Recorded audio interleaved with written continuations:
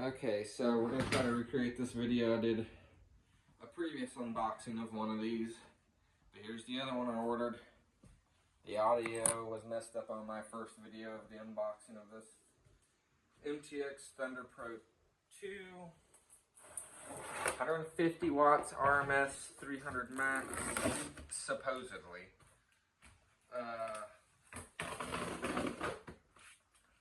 Keep in mind, when you're ordering this speaker, you are not ordering a subwoofer. You're ordering a full range speaker, which means it's going to play whatever sound or however your radio puts the music into it. It's not going to be filtered low, it's not going to be filtered high.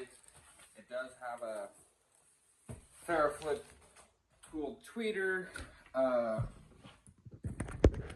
but you are not buying a subwoofer when you're buying this. You're buying a speaker that is able to play loudly at lower frequencies without damaging itself. And you need a 4-ohm radio to power this correctly. Otherwise, it'll click and it'll make it sound like the speaker's distorting. I've done some testing. I've got 2 Yamahas that put out supposedly 105 watts per channel. Now that may or may not be true, but either way, it's 4 ohms, and whatever it is actually putting out per channel is enough to play these from, the volume starts off at -60 on both the receivers, and I turn it up to 5. Anything above 5 is clipping, and it makes it sound like the speaker's going to blow. But in reality, it's not the speaker, it's the radio being pushed to its max limit, and is not able to provide the power to power this speaker past that, on the volume for it.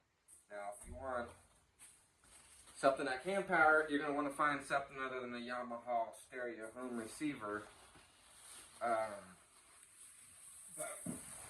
105 watts, supposedly rated per channel, whatever that stereo is putting out is enough to power these nice and loud. It gives it nice, deep, punchy bass. Like I said, you're not buying a subwoofer with this. It's punchy. It's a mid, if anything.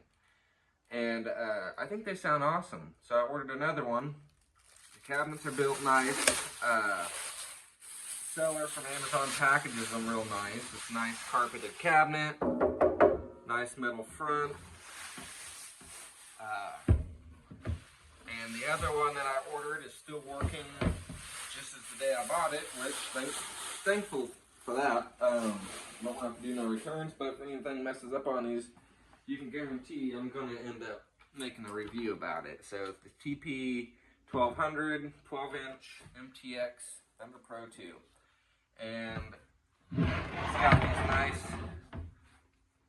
well, on my TP 212s, they have the push style that you push the wire in and let up and it locks it in. These are twist.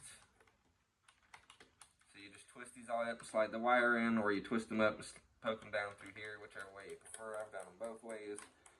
Or it's got a another input here. I'm not sure what size that is, but anyway, it's made nice. It does not feel cheap. Nice carpeted cabinet. Nice metal front. It's very sturdy. Tweeter. So we'll make a test review of how this sounds. I'll find some music and play through some of just these for y'all to hear how they sound. Hopefully my audio is sounding a little bit better now that I had some work done on my camera.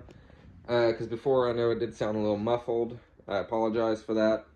But for about 140 bucks for a 12-inch with a tweeter, in my opinion, this thing is a pretty good bang for the buck, really. Because it's nice and loud, and like I said, I got 2 Yamaha stereo receivers. Yamaha HTR 5850 at supposedly 105 watts per channel, 4 ohm through 16 ohm stable, 4 ohm through 16 ohm stable. This is powering the Thunder Pro 2s.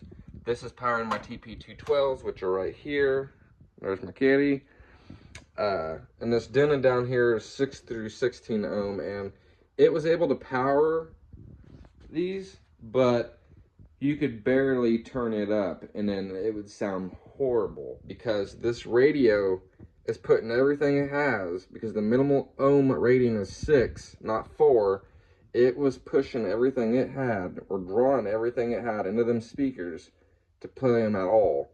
So this one, and then this receiver, you start at 5, you go all the way down to -80, and I crank it up to 5 right there. That's anything above 6 and 7, that's clipping. So for this particular radio and this particular setup, and I know that because you can go on YouTube, find a 40 hertz frequency, turn your volume all the way down, start playing the frequency, and slowly turn it up, and then you'll hear a change from smooth bass to buzz. That buzzing, you don't want that.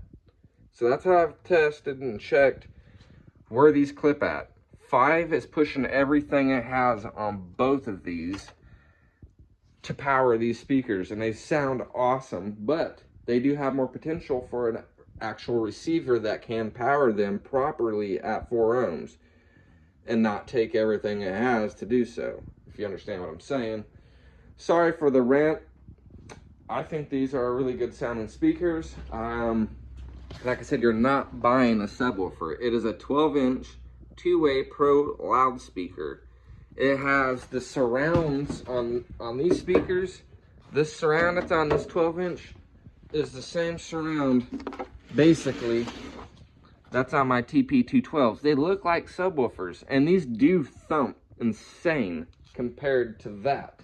The Thunder Pro 2 is more of a deep, hard punch instead of a deep bass, if you understand what I'm saying.